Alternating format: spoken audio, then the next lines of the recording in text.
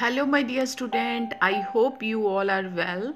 So, in the last video, we have done the chapter first part, India size and location. So, rest of the part which is left today we will discuss. So, this is very interesting video because in this video I will tell you with the help of longitudes and latitudes how we can divide these longitude in the time period according to the time period. ठीक है, तो बच्चे बहुत ज़्यादा question करते हैं कि ma'am हमें लॉन्गिट्यूड की पोजीशन से टाइम का क्या लेना देना है ना, कि टाइम कैसे वेरी करता है लॉन्गिट्यूड की पोजीशन से, कि इंडिया में कोई और टाइम होता है और दूसरी कंट्री में कोई और होता है। That I will tell you. देखो, दिस इज अ लॉन्गिट्यूड है ना, तो ये एक पूरे अर्थ के ऊपर लॉन्गिट्यूड्स बने हुए हैं और जो लॉन्गिट्यूड है वो देखो 0 डिग्री से शुरू होते हैं, है ना, 0 डिग्री से फिर वो 10, 20, 30, 40 है ना, तो सारी ये टोटल 180 डिग्री जो है लॉन्गिट्यूड्स हैं हमारे ईस्टर्न हेमिस्फीयर में और वेस्टर्न हेमिस्फीयर में 180 डिग्री लॉन्गिट्यूड्स हैं। ठीक है, अगर हम दोनों का टोटल करें तो 360 जो लॉन्गिट्यूड्स बन रहे हैं दोनों तरफ अगर हम देखें तो पूरे अर्थ के ऊपर। ठीक है, तो जब एक लॉन्गिट्यूड से दूसरे लॉन्गिट्यूड तक रोटेट करती है तो अर्थ, तो उसको रोटेट करने के लिए 4 मिनट लगते हैं। ठीक है, अब टोटल 360 लॉन्गिट्यूड्स हैं। अब 360 लॉन्गिट्यूड्स को हम लोग 4 से मल्टीप्लाई करते हैं तो टोटल 1440 मिनट बन गए। ठीक है, अब 1440 मिनट को अगर हम 6 से डिवाइड करते हैं तो 24 आवर्स बन गए। मतलब एक जो डे और नाइट का हमारा ड्यूरेशन होता है वो 24 आवर्स का होता है। 12 आवर्स का डे होता है, 12 आवर्स की नाइट होती है। ठीक है, तो that's why in this way the earth takes 24 hours to complete one rotation. I hope ये आपको समझ में आ गया होगा। ये बहुत ही यूनिक मेथड है जो मे बी आपको कभी नहीं सिखाया होगा किसी ने, तो ये आपको सीखना बहुत ज़रूरी है कि लॉन्गिट्यूड हमारे लिए क्यों इम्पोर्टेंट है। ठीक है जी, now come on next point, that is very important. Here you can see the whole earth. Earth पे जितने कॉन्टिनेंट्स हैं, रिवर्स है, वो सब ओशंस है, वो सब आप देख रहे हो। ठीक है, और बीच में रेड कलर का है जी हमारा इंडिया। ठीक है, इंडिया के बिल्कुल नीचे वाले पोर्शन पे आप देखोगे तो ये देखो बिल्कुल ये है जो है इक्वेटर। इक्वेटर के ऊपर है हमारा इंडिया, मतलब इक्वेटर से इक्वेटर 0 डिग्री पे है तो हमारे इंडिया का जो सदर्न मोस्ट पॉइंट है वो 8 डिग्री 4 मिनट है। ठीक है, तो 8 डिग्री 4 मिनट जो नॉर्थ हमारा पॉइंट है। ठीक है, तो उसके बाद में अगर हम देखें कि इंडिया के बीच में से कौन सी लाइन जाती है, ट्रॉपिक ऑफ कैंसर इंडिया के बीच में से जाती है।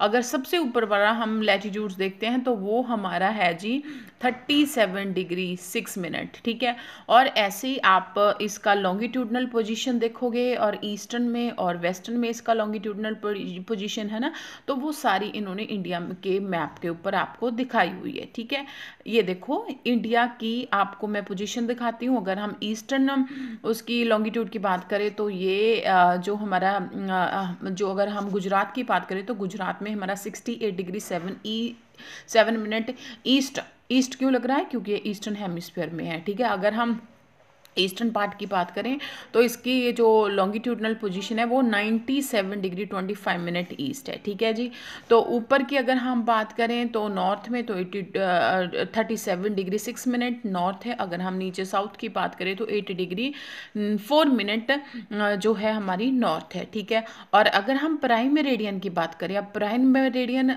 जो इंडिया का standard meridian, sorry prime meridian नहीं, इसको हम स्टैंडर्ड मेरिडियन बोलते हैं। ठीक है, जो इंडिया का स्टैंडर्ड मेरिडियन क्या होता है, जो एक प्लेस जिसका टाइम पूरी कंट्री के हिसाब से, पूरी कंट्री का टाइम उसी के हिसाब से डिसाइड किया जाता है।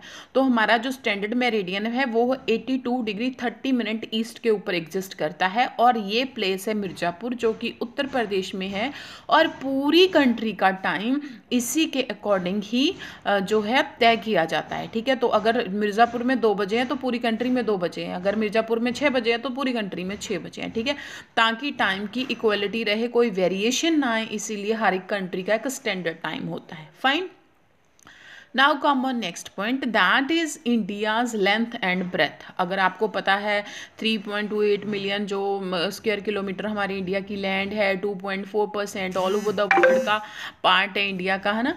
अगर हम बात करें ईस्ट टू वेस्ट, अगर इंडिया की हम लेंथ देखें गुजरात टू अरुणाचल प्रदेश, तो 2933 किलोमीटर इसकी जो हमारी ब्रेथ है ईस्ट टू वेस्ट की। अगर हम नॉर्थ टू साउथ की लेंथ देखें तो 3214 किलोमीटर इसकी लेंथ है south to north. Fine. Now come on next, that is size of India. अगर हम इंडिया के साइज की बात करें तो ऑलरेडी मैं आपको बता चुकी हूँ, हमारा लैंड मास है वो 3.28 मिलियन स्क्वायर किलोमीटर है, जो कि 2.4% ऑल ओवर द वर्ल्ड का एरिया है। ठीक है, तो ऐसे ही अगर हम बात करें हमारे इंडिया के लेंथ और ब्रेथ की, ये मैं ऑलरेडी आपके साथ डिस्कस कर चुकी हूँ। ठीक है जी, 97.6% वो बाकी वर्ल्ड का एरिया है, 2.4% हमारे इंडिया का है। ठीक है, India total area count about 2.4% of the total geographical area of the world. तो ये रेड कलर का जो दिख रहा है ये हमारा इंडिया का पोर्शन है, बाकी सारा बाकी कंट्रीज का पोर्शन है। Now come on the very important point, that is a world largest country. India is the 7th world largest country. सबसे पहले कौन सी है? रशिया, उसके बाद में कनाडा, फिर यूएसए, फिर China, Brazil, Australia and India. ठीक है, तो इसको आप याद कैसे रखोगे? RCUC। ठीक है, RCUC BAI RCUC। ठीक है, RCUC BAI बाय R मतलब रशिया, C से कनाडा, U से USA, C से चाइना, BAI बाय इसका मतलब है Brazil, Australia, I India. Fine, okay जी। Now this is very important. ये देखो जो ब्लैक कलर से मैंने मार्क किया हुआ है, that is a land boundary of India. मतलब इंडिया के लैंड मासेस कौन सी कंट्री के साथ अटैच हैं? देखो, पाकिस्तान, अफगानिस्तान, चाइना, नेपाल, भूटान, बांग्लादेश, म्यांमार, है ना, ये सारी कंट्रीज़ के साथ हमारे लैंड मासेस, हमारी लैंड बाउंड्रीज अटैच हैं। ठीक है जी, तो अगर हम लैंड बाउंड्री की बात करें तो 15,200 किलोमीटर लैंड बाउंड्री इंडिया की है। और अगर हम कोस्टल एरिया की बात करें तो इंडिया का कोस्टल लाइन, देखो सबसे बड़ी कोस्टल लाइन अगर हम देखें इंडियन ओशन के साथ जुड़ने वाली, तो इंडिया की है। तो that's why Indian Ocean is called Indian Ocean, because India has the largest coast line attach which is attach with Indian Ocean. ठीक है, तो that's why. So length of coastline of India is 7,516 kilometer. Okay जी। Now come on the next, that is our India's north longitude position। ठीक है, तो India के हम अगर हम ईस्ट साइड पे देखो तो बे ऑफ बंगाल है, वेस्ट साइड पे देखो तो अरेबियन सी है, और साउथ साइड पे देखो तो इंडियन ओशन है। ठीक है जी, और क्या है, अगर हम देखें तो इंडिया के वेस्टर्न साइड पे लक्षद्वीप आल्सो। ठीक है, और अंडमान निकोबार जो आइलैंड्स हैं वो हमारे इंडिया के ईस्टर्न पार्ट में है। ठीक है, तो ये हमारे इंडिया का मतलब we can say this is a blessing for us, है ना, कि हमारे इंडिया की सिचुएशन लोकेशन ऐसी है। अब आते हैं हम स्वेज कैनाल पे। आप देखो इस मैप में आपको बताया गया है कि इंडिया का जो वे है, इंडिया से पहले यूरोप जाने के लिए, जहाँ ब्रिटेन जाने के लिए काफ़ी बहुत लंबा रास्ता था, उनको काफ़ी डेज़ लग जाते थे एक जगह से दूसरी जगह जाने के लिए। बट उन्होंने रेड सी से होके उन्होंने स्वेज कैनाल बनाई, जिससे उन्होंने एक वे तैयार किया, जिससे वो इंडिया से अब दूसरी जो ब्रिटेन है, जो यूरोप की कंट्रीज़ में ईजिली मूव कर सकते थे। इससे 7,000 किलोमीटर का जो वे था वो रिड्यूस हो गया, है ना।